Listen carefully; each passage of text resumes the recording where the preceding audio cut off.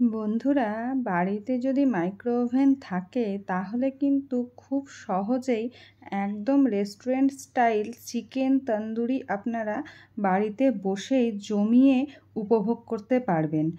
আজকের রেসিপিটা কিন্তু থাকছে সেই হিসেবেই। দেখুন আমি কেমন বাড়িতে খুব সহজ উপায়ে চিকেন তন্দুরি বানিয়েছি, সেটাই আপনাদের সাথে আজকে আমি শেয়ার করছি। তার জন্য প্রথমে যেটা আমি নিয়েছি সেটা হচ্ছে, আমি মোটামুটি একটা গোটা মুরগি নিয়ে এসেছিলাম, সেখান থেকে একটা পিস রেখে বাদবাকিটুকু 750 মতো চিকেন আমি এখানে নিয়েছি।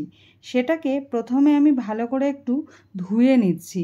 প্রথমে কিছুটা লবণ আর একটু ভিনিগার দিয়ে ভালো করে চিকেনটাকে মিশিয়ে নিতে হবে। তার উপরে দিয়ে দিতে হবে বেশ খানিকটা জল, একদম নর্মাল ওয়াটারই আমি ইউজ করেছি।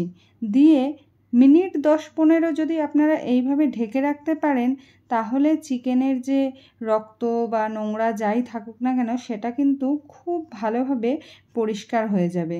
তো আপনারা যারা চিকেন ধুতে গিয়ে একটু অসুবিধায় পড়েন, তাদের জন্য কিন্তু এই ট্রিক্সটা এইভাবে অ্যাপ্লাই করে দেখতে পারেন। তো আমিও সেম প্রসেস করে 15 মিনিট মতো রেখে দিয়েছিলাম। এবারে একদম রানিং ওয়াটারে আমি এই চিকেনগুলোকে ধুয়ে নিচ্ছি। দেখতেই পাচ্ছেন কি সহজে সমস্ত কিছু ময়লাগুলো উঠে গেল আর কি, সেরকমভাবে কিন্তু আমাকে হাত লাগাতেই হলো না। তো এইভাবে আপনারা অবশ্যই একবার বাড়িতে দেখবেন, খুব সহজে চিকেন পরিষ্কার করা যায়। তারপরে চিকেনগুলোকে আমি একটুখানি কাট করে নিচ্ছি, কারণ এই কাট না করলে ভিতরে আর কি মশলাটা ঢুকবে না। আর মশলাটা যদি ভালো করে না ঢোকে তাহলে কিন্তু চিকেন তন্দুরির সেই টেস্টটা রেস্টুরেন্টের মতো আসবেই না। সেই জন্য অবশ্যই চিকেনটাকে ভালো করে, চিকেনের যে পিসগুলো থাকবে আপনাদের কাছে, ভালো করে সেটাকে একটু কাট দিয়ে নেবেন। তারপরে আমি দিয়ে দিচ্ছি স্বাদ মতো লবণ। যতটা চিকেন আপনারা নেবেন সেই অনুযায়ী লবণ দেবেন। আর তারপরে আমি দিলাম আদা রসুন বাটা, 2 চা চামচ মতো আমি এখানে আদা রসুন বাটা দিয়েছি। আর কিছুটা দিয়ে দিচ্ছি কাঁচা লঙ্কার পেস্ট, এটাও ঝাল অনুযায়ী দেবেন, ওই 2 চা চামচ মতোই আমি দিলাম। আর দিলাম আমি এখানে লেবুর রস, আমার বড় পাতিলেবু ছিল সেখানে আমি হাফ ইউজ করেছি, তাতেই কিন্তু মোটামুটি আমার হয়ে গেছে। যদি সাইজ ছোট হয় সেক্ষেত্রে গোটা লেবু ইউজ করতে হতে পারে। এটা করার পরে এটাকে আমি 1 ঘন্টা ফ্রিজে ম্যারিনেশনে রেখে দিলাম। এরপরে আমি সেকেন্ড ম্যারিনেশনের জন্য নিয়ে নিলাম 150 গ্রাম মতো টক দই, তাতে দিয়ে দিচ্ছি স্বাদ মতো কিছুটা লবণ আর কাশ্মীরি লঙ্কার গুঁড়ো। আমি যেহেতু ফুড কালার ব্যবহার করিনি, 2 চামচ কাশ্মীরি লঙ্কার গুঁড়ো দিলাম। এরপরে আমি দিয়ে দিচ্ছি 2 চামচ ধনে পাউডার। এরপরে দিয়ে দিলাম আমি স্বাদ মতো হলুদ গুঁড়ো। এখানে আমি কিন্তু একদম ফুড কালার ব্যবহার করিনি। এরপরে দিয়ে দিচ্ছি স্বাদ মতো গরম মশলা গুঁড়ো। এক্ষেত্রে আমি জেকের গরম মশলা ইউজ করেছি, আপনারা অন্যটাও ইউজ করতে পারেন। এরপরে আসল জিনিস চিকেন তন্দুরি মশলা, সেটা আমি 4 চামচ মতো এখানে ইউজ করছি। আমি এভারেস্টের চিকেন তন্দুরি মশলাটা ইউজ করেছি। দিয়ে খুব ভালো করে এটাকে মিশিয়ে নিচ্ছি। মশলাটাকে খুব ভালো করে মেশাতে হবে। আর মেশানোর পরে আমি এখানে দিয়ে দিচ্ছি এই 1 চামচ মতো বেসন। এটা কিন্তু খুব ভালো একটা মশলাগুলোকে বাইন্ডিং করার কাজ করে, সেই জন্য অল্প করে বেসন দিলাম। আর দিয়ে দিলাম বেশ কিছুটা সাদা তেল, এটাও ভীষণভাবে দরকারি একটা জিনিস। তো ব্যাস, আমার দ্বিতীয় ম্যারিনেশনের সমস্ত উপকরণ এখানে রেডি হয়ে গেল। খুব ভালো করে মিশিয়ে নিয়েছি। এবার চিকেনটাকে আমি ফ্রিজ থেকে নিয়ে এসে, চিকেনগুলো দেখতেই পাচ্ছেন যে তুলে আমি এর মধ্যে রেখে নিচ্ছি। এবার হবে দ্বিতীয় ম্যারিনেশনের মাখানো কোডিংটা। খুব ভালো করে যত্ন করে হাত দিয়ে মশলাটা মাখাবেন, কারণ চিকেনের যত ভিতরে মশলাটা আপনি দিতে পারবেন তত ভালো আর কি এই তন্দুরির টেস্টটা একদম রেস্টুরেন্ট স্টাইল হবে। সেই জন্য হাত ছাড়া এর অন্য কোনো বিকল্প নেই। সেই জন্য আমি হাত দিয়ে খুব ভালো করে মশলাগুলোকে ভিতরে আর কি দিয়ে দেওয়ার চেষ্টা করছি, যতটা সম্ভব আর কি। ভালো করে ম্যারিনেশনটা করতে হবে, সময় নিয়ে একদম হাত দিয়ে করতে হবে। কারণ মশলা যত ভালো ঢুকবে ততই তন্দুরটা করতে খেতে ভালো লাগবে।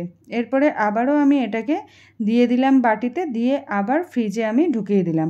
আমি প্রথম ম্যারিনেশন 12টা সময় করেছিলাম, 1টা অবধি রেখেছিলাম ফ্রিজে। দেন আমি দ্বিতীয় ম্যারিনেশন করলাম, করার পরে এটা আমি এখন সন্ধেবেলা যেহেতু ডিনারের প্রিপারেশন করব, সেই জন্য সন্ধেবেলা অবধি এটা কিন্তু থাকবে ফ্রিজে। ব্যাস এখন বাজে রাত 8টা। এখন আমি এটাকে বের করেছি। দেখুন বের করে আমি মাইক্রো ওভেনের যে আমাদের যে শিকটা আছে তার উপরে কিন্তু এগুলোকে সুন্দরভাবে বসিয়ে দিলাম। আর তেমন কোনো কাজ নেই, বসিয়ে একদম মাইক্রো ওভেনে দিয়ে দিলাম। আমার এখানে প্যানাসোনিকের মাইক্রো ওভেন, সেখানে আমি কিভাবে করছি সেটা আপনাদের সাথে শেয়ার করছি। আপনারা আপনাদেরগুলোতে একই অপশান হবে, যে গ্রিল অপশানটা যেটা আছে গ্রিল অপশানে যাবেন, গিয়ে এখানে সময়টা দিয়ে দেবেন। আমি কোনো প্রিহিট করিনি, আমি এখানে 30 মিনিটস দিয়ে এটাকে স্টার্ট করে দিলাম। একটা সাইড হতে 30 মিনিটস লাগে। আপনারা আপনাদের মাইক্রো ওভেন এইভাবেই কিন্তু করবেন, তাহলে একদম প্রপার হবে। 30 মিনিটসের পরে একবার এটাকে বের করে নিতে হবে। দেখতেই পাচ্ছেন একটা পাশ হয়ে গেছে। এবার ওপর থেকে বাটার গলিয়ে বাটারটাকে একটুখানি দিয়ে দিতে হবে। আমার ব্রাশ ছিল না, আমি চামচের মাধ্যমে দিয়েছি, ব্রাশ থাকলে আরও ভালো হয় আর কি প্রপার।